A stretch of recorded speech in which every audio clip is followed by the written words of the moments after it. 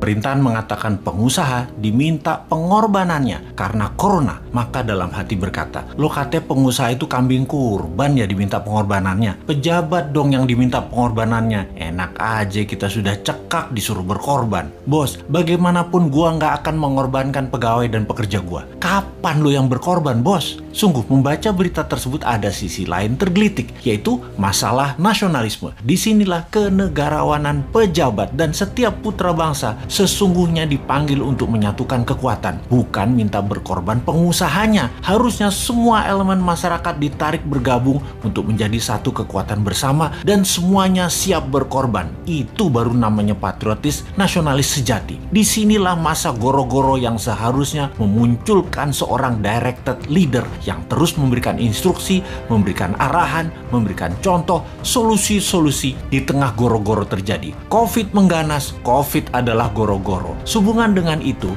karena kita New Mind, kita harus bergerak. Menunggu petunjuk pejabatnya sebatas himbauan, kita harus lebih agresif lagi. Kita bergerak lebih cepat lagi. Kita bertindak membantu sesama. Ayo kita buat gerakan bendera putih untuk memberikan bantuan makanan dan obat-obatan di mana-mana kepada semua yang membutuhkan. Bagi mereka yang memerlukan bantuan apapun, misalnya perlu makanan, perlu uang untuk hidup, perlu vitamin, perlu obat-obatan, kibarkan bendera putih di tempat tinggal Anda. Siapapun yang melihat bendera putih tersebut pasti tergerak hatinya untuk menengok dan melihat apa yang Anda butuhkan. Bersiaplah jujur, terbuka, dan pasti kaum patriotis nasionalis akan membantu bendera putih itu untuk bisa turun, yaitu pertolongan yang Anda butuhkan terpenuhi. Ini adalah gerakan nasional saling bantu sesama yang kekurangan dan membutuhkan secara langsung, secara pribadi. Tak perlu institusi, lembaga, organisasi, partai di foto-foto ketika membantu. Tidak perlu. Yang diperlukan adalah pertolongan dalam senyap dari sesama untuk sesama. Ayo sahabat New Mind, kita bergerak semua. Viralkan video ini untuk memulai gerakan saling bantu bendera putih. Sekali lagi, kibarkan bendera putih yang dipasang di tempat tinggal adalah mereka yang membutuhkan bantuan dan pertolongan. Apapun itu yang mereka butuhkan. Dan bagi sahabat semua, kalau melihat bendera putih naik dimanapun, sebaiknya Anda segera berhenti, tengok, datangi tempat itu dan tanya. Lalu berikan apapun yang Anda bisa bantu seikhlasnya, secepatnya.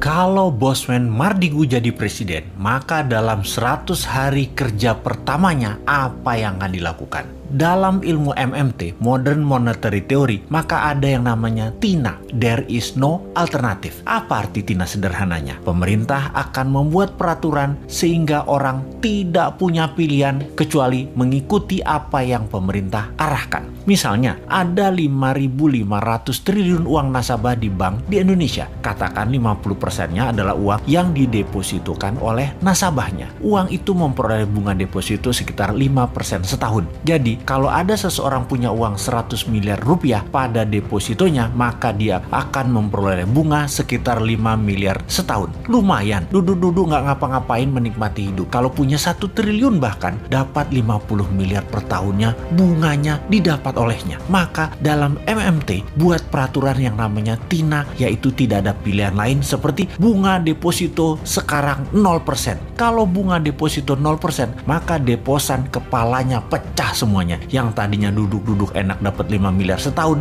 tahu-tahu dapatnya 0. Maka uang tersebut bakal ditariknya keluar. Maka pilihannya, kalau dia kirim ke luar negeri tanpa underlying transaction atau tidak ada transaksi, hanya pindahin uang, dia akan kena pasal flight capital, penjara 5 tahun. Keluar uang dari Indonesia harus ada masuknya atau transaksinya, misalnya beli alat produksi atau apapun yang bermanfaat. Kalau mau deposito di luar negeri, tukar mata uang asing, flight capital, penjara 5 tahun. Apa yang terjadi kalau TINA diterbitkan regulasinya? Sementara dari 5.500 triliun, setengahnya adalah deposito yang tidak berbunga. Maka uang tersebut mendadak bisa keluar dari bank dan masuk ke sektor real. Jadi pabrik, jadi hotel, jadi kafe, invest di UKM, dan uang yang 2.000 triliun rupiah itu atau sama dengan APBN mengalir deras ke sektor ekonomi produktif. Ekonomi Indonesia dalam semalam akan berputar. Saat ini, strategi berekonominya adalah membatasi gerak peredaran uang. Tidak heran, karena itu memang strateginya old mind. Fakta saat ini uang beredar hanya 48% dari GDP nasional.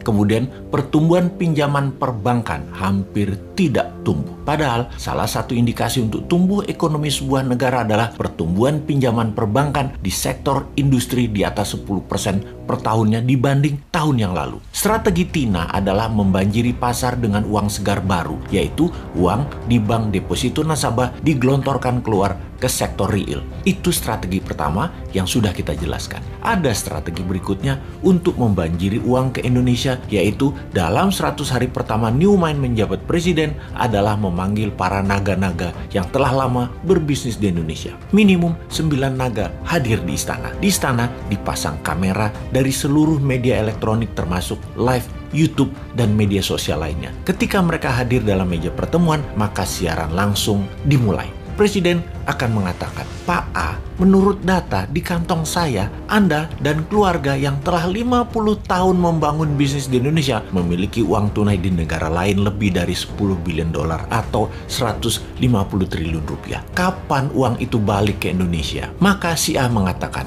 24 bulan lagi, Pak. Maka Presiden akan mengambil pasportnya dan berkata, "Tak pinjem pasportmu 2 tahun ya, sampai uangmu masuk balik ke Indonesia." Oke, Pak F, berapa lama uangmu dan keluargamu yang di luar negeri itu akan masuk balik disimpan di Indonesia? Maka F menjawab, "Wah, belum tahu Pak, harus saya hitung dulu." Maka Presiden akan mengatakan, "Baiklah kalau begitu, kita pinjem pasportnya ya. Juga kita belum tahu berapa lama paspor ini kita pinjemnya." "Pak B, berapa lama aset tunaimu yang di luar negeri akan balik ke Indonesia?" Pak B menjawab, 1 tahun. "Baik, 1 tahun pasportmu tak pinjem ya. Kalau mau berobat ke luar negeri, ngapunten loh ya, Anda belum bisa dulu. Berobat di tanah air aja dulu, atau mau kunjungi anak, saudara, mau tinggal atau jalan-jalan wisata ke luar negeri, belum bisa dulu. Jadi wisatanya di dalam negeri aja, sampai uang di luar negeri balik dulu ke tanah air, nggih. Janji suci kalian ini disaksikan seluruh rakyat Indonesia loh. Anda ini pahlawan ekonomi kalau balikin uang tersebut ke tanah air yang akan membantu ekonomi dalam negeri.